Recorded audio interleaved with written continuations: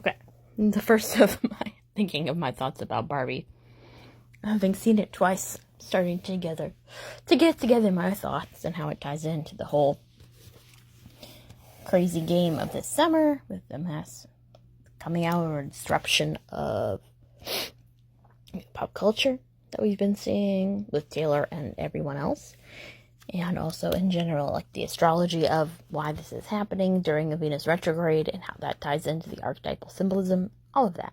So this is my video. This is my thesis for this video. Barbie equals Inanna equals Venus retrograde, and also the heroine's journey, which some people have already mentioned. I've seen on TikTok that the heroine's journey is the archetype for Barbie, the movie.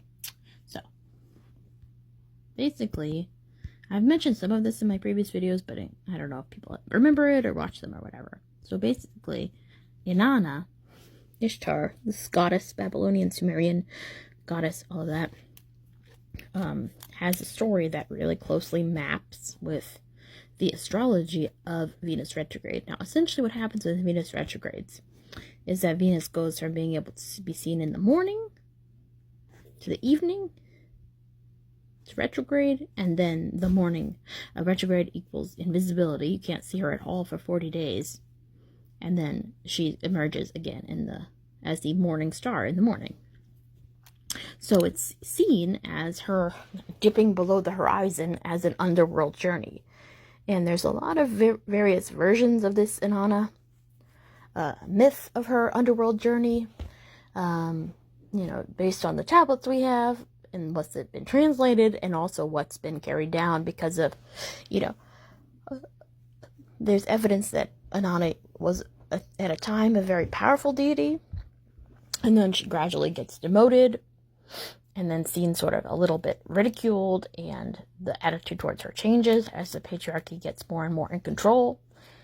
That's a separate topic, but there's a lot of it's tough to find the truth because there are so many versions, and maybe there isn't even one singular truth about her. But you can see how the public perception of her changes, and it's really fascinating. So anyway, so there's one story. There's a couple different variations, but the one that I've heard and that we're going to go with this time is that the Venus retrograde is a way for her to integrate her shadow self, who is this sister of hers, Ereshkigal, who is in the underworld, who is like the ugly version of her. And Inanna is often described, she's kind of like the Barbie of Sumerian mythology. She's described as a super beautiful Venus, analog, and she's the queen of the sunlight and all of that. And so she has to, for whatever reason, go to the underworld.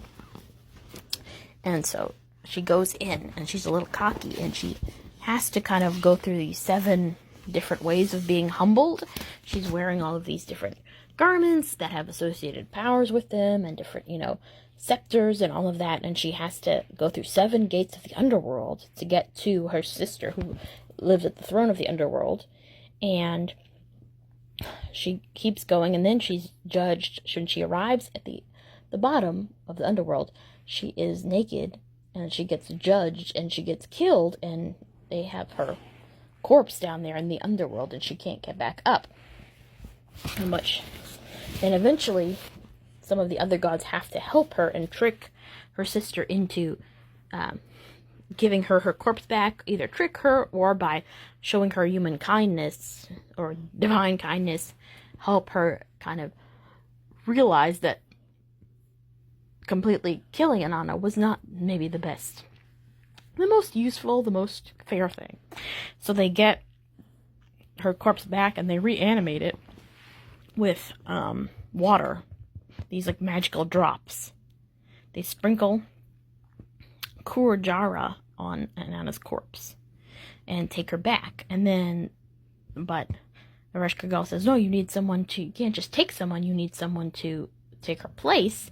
And she goes back, and she finds her husband has not been mourning her properly, and so then she sends her husband into the underworld, and they kind of alternate, and that's basically the story. And people have compared this to the fact that Mars and Venus alternate retrogrades, because they never happen in the same year. They're always, they happen every 2 years, but then they're out of sync with each other. So they were comparing that to that. Very interesting. Anyways, so that's the basic thing. But for Barbie, I was reading Barbie as this analog of this. Barbie taking this archetypal journey to the underworld, where she is the perfect, hyper-feminine person on top of the world. She's called to integrate her shadow self. She has to sacrifice. I've been trying to figure out what the 7 garments were that she sacrificed, but I think I figured them out. I think the first one, oh, I should take a picture of this, but the first one is the flat feet. The second one is inescapable thoughts of death. The third one is cellulite. The fourth one is rollerblades. And then she gets, and it's not a direct analog, but she has tears when she sees the old woman, and then she gets water in the cup at Mattel, and then she gets tea from Ruth, the ghost of Ruth, to help her go back to Barbie Land, and then she takes off her shoes, hat, and jacket, and then flops on the ground. So that's my thought about maybe the 7 of those. Let's see. Click here. And, let's see. Okay. She goes to the underworld, which is the real world in this case, to see her shadow sister, the sister who's thinking about death, who's the queen of the underworld.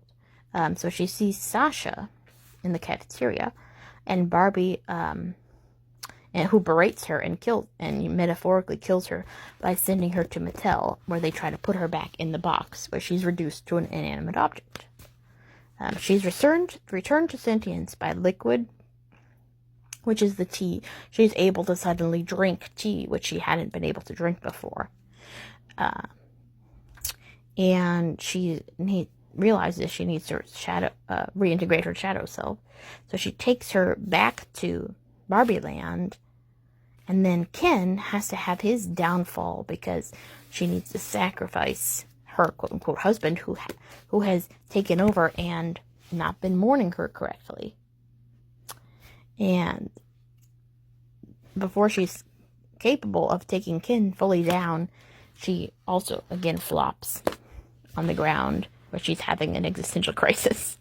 And then she is helped out to reassert her power by her shadow self, Sasha and Gloria. And then Ken has his crisis, and then Barbie emerges again into the daylight. You can see where she's seeing daylight at the end, daylight through dappled leaves, as a purified and more humble and more human and grounded woman.